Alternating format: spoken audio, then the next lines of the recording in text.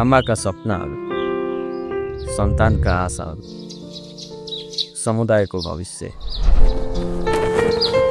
सम्मानजनक मातृत्व हेरचाह अनि मानव अधिकार।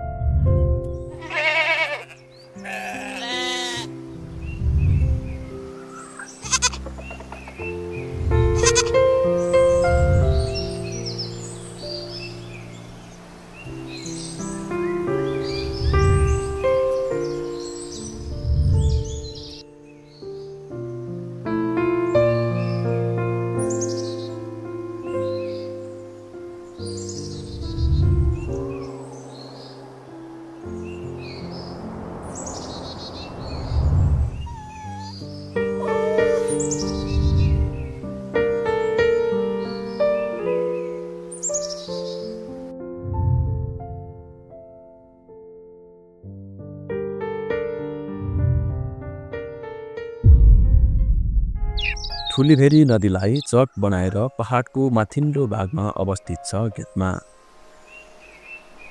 जहाँ हामीले गाउँले परिवेशको महसुस गर्न सक्दछौँ। सल्लाको रुखहरूको सुस्केरा अनि देखिने दृश्यले मन्त्रमुग्ध नै बनाउने गर्दछ। आरबिस्कुट नगरपालिकाको वडा नम्बर 13 र 14 अन्तर्गत पर्ने घेतमा भौगोलिक हिसाबले अलिकति विकट विभिन्न पाखा पखेराहरू भएको क्षेत्र हो।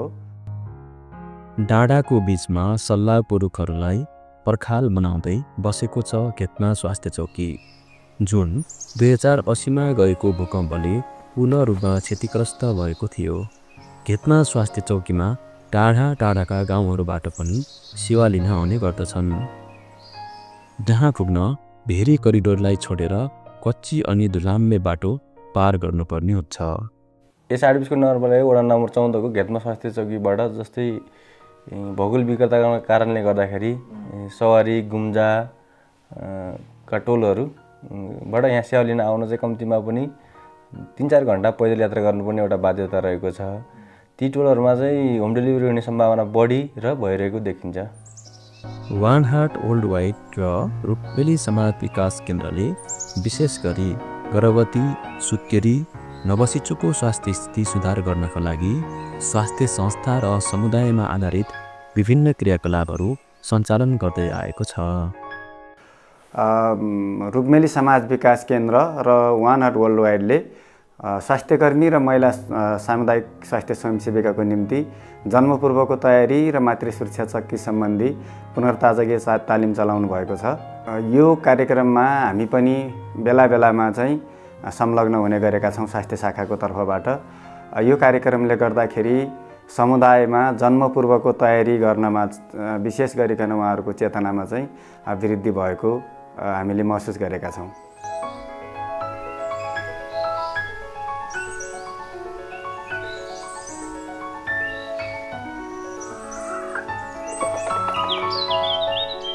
उहाँ हुनुहुन्छ मोती शाह, एक महिला सामुदायिक स्वास्थ्य स्वयंसेविका।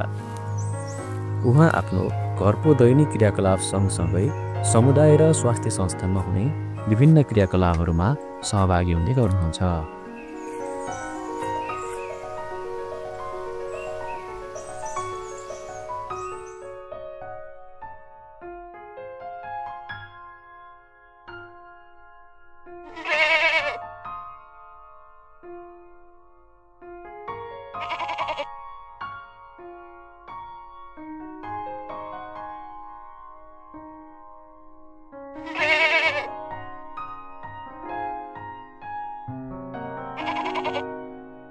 म चाहिँ बिहान उठेपछि अब नियमित दैनिक कामहरू गर्ने गर्छु। जस्तै अब करेसा बारीको काम, अनि बाख्रालाई घाँस पिरो खुवाउने काम, त्यसबाट अब घाँस काटेर अनि बाबु खाना पकाउने, अनि बाबु नानीहरूलाई स्कुल पठाउने र विभिन्न स्वास्थ्य आमासम्मको बैठकमा जाने गर्छु कहिलेकाहीँ। अनि कहिलेकाहीँ अब जस्तै व्यवस्थापन समितिको बैठकमा पनि जाने गर्छु। अनि अन्य निकायहरूबाट पनि सरहरूले मलाई आबद्ध गर्नको लागि बोलाउनुहुन्छ, अनि त्यहाँ पनि जाने गर्छु।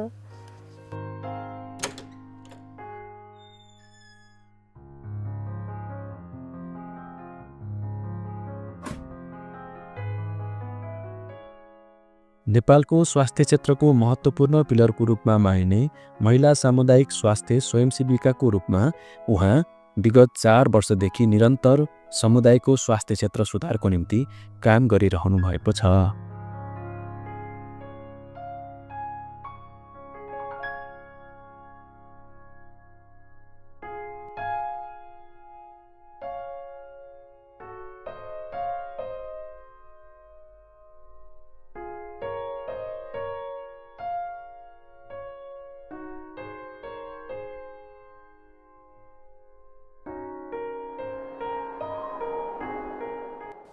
आमासँग मिटिङ त हाम्रो महिनाको एक दिन बस्ने गर्छ। त्यसको साथसाथै अब कहिले आवश्यक अनुसार अब बढी पनि बस्छौँ। त्यसै साथै कहिले घरभेट सुत्केरी घरभेट अनि गर्भवती घरभेटमा जाने गर्छौँ।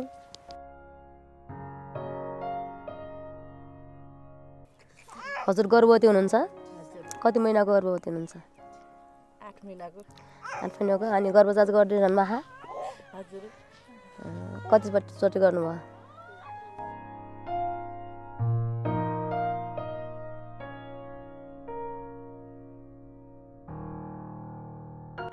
रुक्मिनी समाज विकास केन्द्रबाट सरहरू आएर समुदाय स्तरमा जस्तै स्वास्थ्य आमा समूहमा गएर स्वास्थ्यको जनचेतना फैलाउने कार्यक्रमहरू पनि गरिरहनु भएको छ।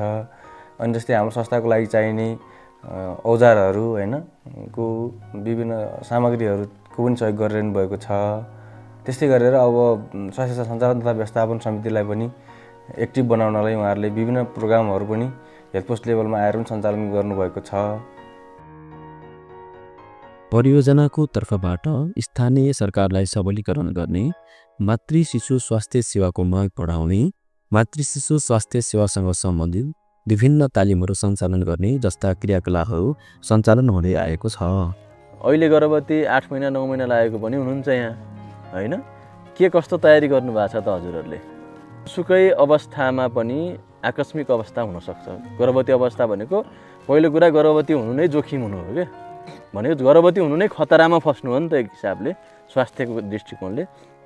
त्यो भएर जुनसुकै बेला जहाँ पनि जानुपर्ने हुनसक्छ। प्रत्येक महिना गर्भवती, सुत्केरी र अन्य परिवारका सदस्यहरूलाई सँगै राखेर स्वास्थ्य आमा समूहको बैठक हुने गर्दछ। साथै स्वास्थ्यसँग सम्बन्धित विभिन्न विषयमा प्रत्येक महिना छलफल हुने गर्दछ र ती छलफलहरूमा स्वास्थ्य संस्थाबाट स्वास्थ्यकर्मी तथा विभिन्न समयमा हामी पनि सहभागी हुने गर्दछौँ। स्वास्थ्य संस्थामा अथवा दक्ष प्रसुति कर्मीद्वारा नै बच्चा किन जन्माउनु पर्छ होला त? तपाईँहरूको यसभन्दा अगाडि पहिला पनि छलफल भयो होला। ल केही 2-4वटा कुरा कसैलाई केही थाहा भने भनिदिनुहोस् है त। अब सबैभन्दा पहिला त अब मृत्युबाट जोगाउन है त। मृत्युबाट अब महिला सामुदायिक स्वास्थ्य स्वयंसेविका मार्फत वितरण गरिने मातृ सुरक्षा चक्कीको आपूर्तिमा केही समस्या देखिए तापनि स्वयंसेविका नहुनुपर्ने जन्मपूर्वको तयारी र मातृ सुरक्षा चक्की सम्बन्धी ज्ञानको अवस्था ताजा रहेको पाइन्छ। मैले चाहिँ गर्भवतीबाट सबैलाई मातृ सुरक्षा चक्की वितरण गर्ने गर्छु। कहिलेकाहीँ त्यसको अभाव भएको हुनाले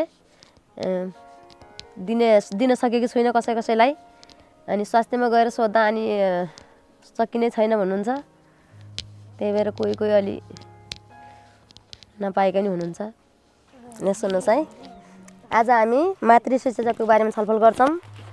अनि मातृ सुरक्षा चक्की भनेको आमालाई सुरक्षा गर्ने चक्की हो। यो चक्की 3वटा हुन्छ। यो गर्भ अवस्था 8 महिना पुगेपछि म गर्भवती हजुरहरूलाई उपलब्ध गराउँछु।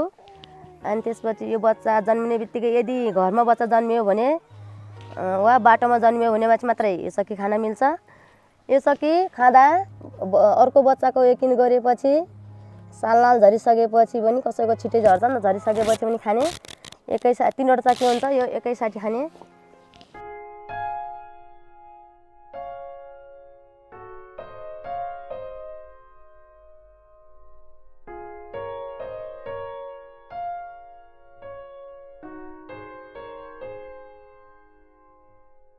स्वयंसेविका दिदीले मलाई बच्चा जन्माउनुभन्दा अगाडि नै 2वटा मान्छेहरू तयारी बोलर दिने र स्टिचरको तयारी र पैसाको तयारी अनि हस्पिटलको तयारी, अब कुन हस्पिटलमा जाने भनेर अनि सकभर त अब राम्रै बच्चा छ भने त स्वास्थ्य संस्थामै जन्माउँदा राम्रो होला, नतरी अन्तै रिफर गर्ने अवस्था आयो भनेपछि अब अन्तै हस्पिटलको त अब पहिल्यै नै निश्चित हुँदैन नि त। त्यही भनेर सिकाउनु भएको छ। समिसेविका दिदीले मलाई मातृ सुरक्षा चक्की दिनुभएको छ र मैले बाटो वा घरमै बच्चा जन्मिएपछि भनेर दिनुभएको छ। म 8 महिनाको गर्भवती भइसकेपछि दिनुभयो र मैले स्वास्थ्य संस्थामै बच्चा जन्माउने निर्णय गरेको कारणले मैले त्यो चक्की समिसेविका दिदीलाई नै फिट गर्नेछु।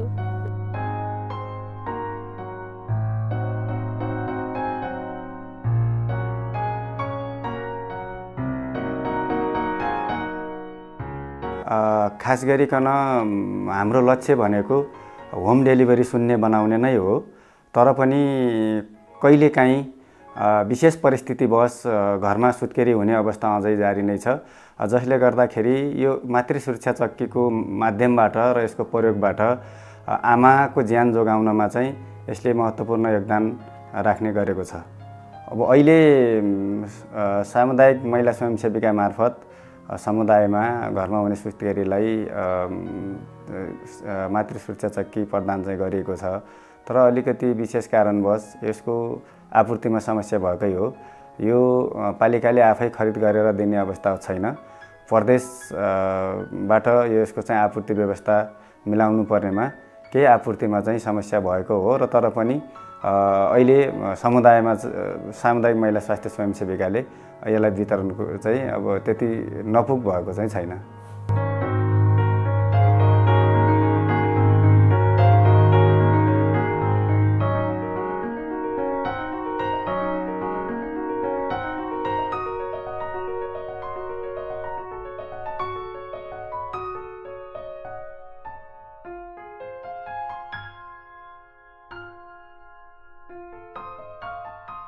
यस प्रोजेक्टबाट यस जिल्लामा रुकुम पश्चिममा म्याटर्नल न्युनेटल हेल्थमा हामीले गर्नुपर्ने धेरै कार्यहरू गरेका छौँ। त्यो मध्येमा खास गरी आमाको मृत्युको कुरामा चाहिँ अहिले पनि हाम्रो समुदायमा सुत्केरी पश्चातको रक्तस्रावको कुराहरू अथवा अस्पतालमा स्वास्थ्य कर्मीको अभाव अथवा दक्ष प्रसुति कर्मीको अभावको हिसाबले पनि अहिले पनि हामीले विकराल रूपमा आमाको मृत्यु देखिरहेको अवस्था चाहिँ छ।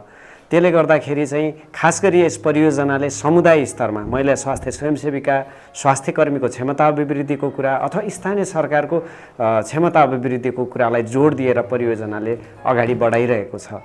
यसै सन्दर्भमा सुत्केरी पश्चात रक्तस्रावले मृत्यु हुने कारणलाई रोकथामको निम्ति बीपीबी मिजो कार्यक्रम अथवा सामग्री उपलब्धताको कुराहरू, स्वास्थ्य कर्मीको क्षमता अभिवृद्धिको कुराहरू र स्थानीय सरकारलाई कसरी सबल गर्न सकिन्छ र यो सिस्टममा हामीले कसरी लान सकिन्छ भनेर 2022 देखि यस जिल्लामा यस परियोजना सञ्चालन भएको अवगत नै छ। सीमित अवधिको लागि परियोजनाले यस क्षेत्रमा कार्यहरू गरिरहेको छ। केही समय पछाडि हामी यो परियोजनाको रूपमा ट्रान्जिसनल फेजमा पनि जान्छौँ र यद्यपि यति हुँदाहुँदै पनि परियोजनाले मातृ शिशु स्वास्थ्यको लागि यस रुकुम पश्चिममा गरेका क्रियाकलापहरूले निश्चित रूपमा आमा सुरक्षित रूपमा आमा हुन्छन् भन्ने अपेक्षा एउटा परियोजनाको छ र व्यक्तिगत हिसाबले जिल्लामा यो टिममा हामी जसरी परियोजनाका साथीहरू हामी फिल्ड लेभलमा काम गरिरहेका छौँ, यसले एउटा महसुस के गरेको छ भने एकजना आमा पनि सुरक्षित रूपमा कुनै पनि स्वास्थ्य संस्थामा उहाँले सुत्केरी गराउनुहुन्छ भने त्यसमा हाम्रो पनि सानो योगदान छ भन्ने हामीले महसुस गरेका छौँ र हाम्रो अपेक्षा स्थानीय सरकार अथवा जिल्लाको स्टेक होल्डर सबैले यसलाई अपनत्व लिएर आफ्नै कार्यक्रमको रूपमा लिएर अगाडि बढ्नु नै छ भन्ने सबैसँग मेरो अपेक्षा पनि छ।